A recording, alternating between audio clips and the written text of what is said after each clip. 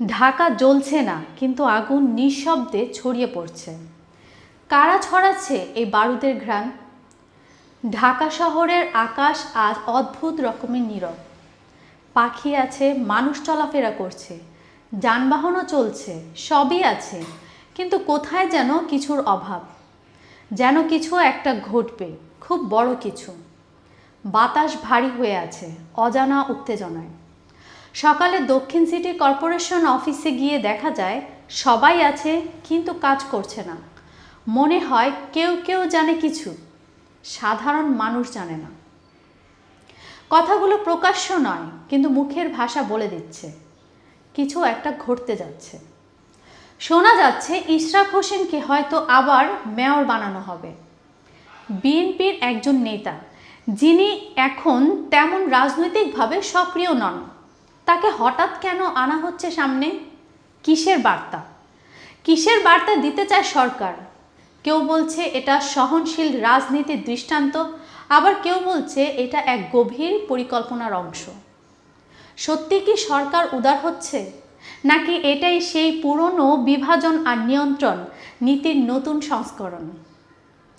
এই প্রশ্নের জবাব মেলে না, আর তার আগেই রাজধানী জুড়ে ছড়িয়ে পড়ে আরেকটি শোকের ঘটনা। ছাত্রদল নেতা সাম্যকে নির্মমভাবে হত্যা করা হয়। রক্ত পড়ে থাকে ঢাকার মাটিতে, আর বিক্ষোভ জ্বলে ওঠে ঢাকা বিশ্ববিদ্যালয়ের দেয়ালে দেয়ালে। উপাচার্য পদত্যাগ চাই, এই স্লোগান শুধু আবেগ না, এটাও হয়ে ওঠে রাজনৈতিক আগুনের ইন্ধন। কিন্তু এটা একটা কথা কেউ ভাবছে না, এই বিক্ষোভের মাঝে যেসব মুখ দেখা যাচ্ছে তারা সবাই কি এই বিশ্ববিদ্যালয়ের? যারা পিকআপ ভর্তি করে এসেছে তাদের পরিচয় কি? এটা কি শোক, নাকি শোকের ছদ্মবেশে শক্তি প্রদর্শন?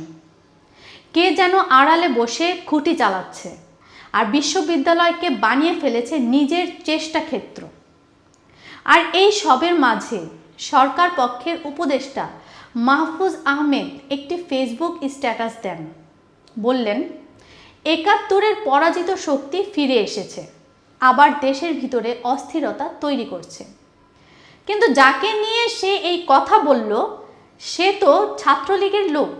ব্যক্তিগত ক্ষোভে পুলিশের দিকে বোতল ছুঁড়ে মেরেছিল। তাহলে এমন ভুল তথ্যভিত্তিক স্ট্যাটাস কেন? একজন উপদেষ্টার এই দায়িত্ব জ্ঞানহীন পোস্টে প্রমাণ হয় সরকারের ভেতরেই চলছে বিভ্রান্ত আর দ্বিধা। একে একে সরকার দুই ভাগে বিভক্ত হয়। এক দল বলে দেশ বিরোধীরা সক্রিয়, আরেক দল বলে এই ঘটনাগুলো নিছক বিচ্ছিন্ন। কিন্তু প্রশ্ন হলো, সরকারের অবস্থান কোথায়?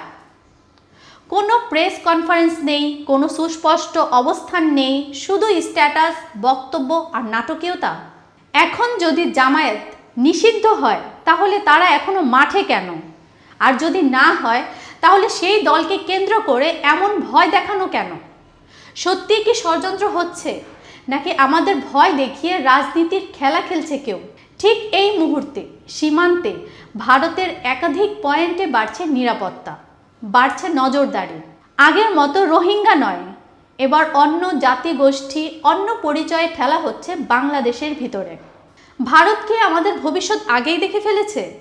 তারা কি জানে আমাদের সামনে কি ভয়ঙ্কর কিছু অপেক্ষা করছে? অথচ আমাদের ভেতরের কেউ কেউ এখনো আশায় বসে আছে দিল্লি পাশে থাকবে, সব ঠিক হয়ে যাবে। তারা ভুলে যাচ্ছে দিল্লি কোনোদিন কাউকে বিনা শর্তে পাশে রাখে না।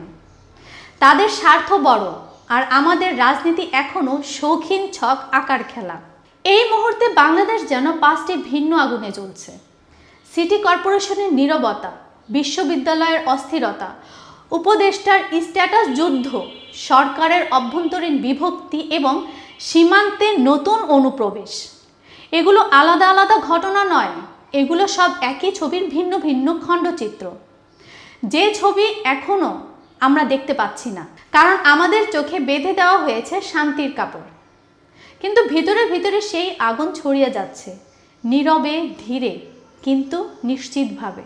আজ না হলে কাল এই আগুন আমাদের সবাইকে স্পর্শ করবেই, কিন্তু তখন কিছু বলার থাকবে না, করারও থাকবে না। আজ সুযোগ আছে প্রশ্ন তোলার, চোখ খোলার। এখনই সময় জিজ্ঞেস করার, কে চালাচ্ছে এই নীরব ষড়যন্ত্র? কিসের জন্য এই অস্থির প্রস্তুতি? এই দেশ কার? রাজনীতির খেলোয়াড়দের নাকি সেই মানুষদের যারা প্রতিদিন শ্রম দেয়, ঘাম ঝরায়, স্বপ্ন দেখে? আপনি বলতে পারবেন আপনি কোন দলের?